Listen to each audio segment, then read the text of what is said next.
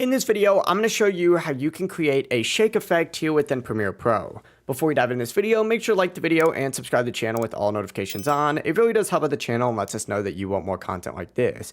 But if you want to make a quick camera shake effect here within Premiere Pro, this is going to be the video for you. Begin by navigating over to the effects panel and search up transform.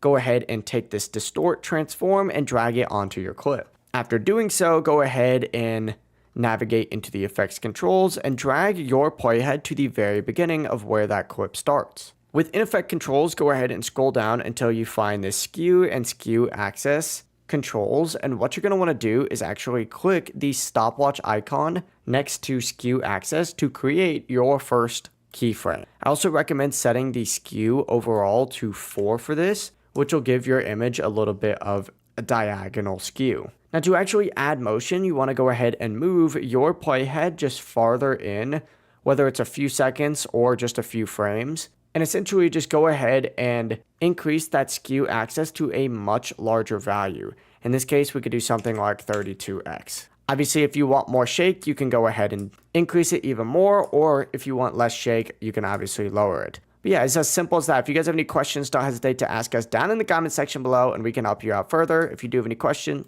But before you leave this video, make sure to like the video and subscribe to the channel. It really does help us out and lets us know that you want more Premiere Pro content just like this.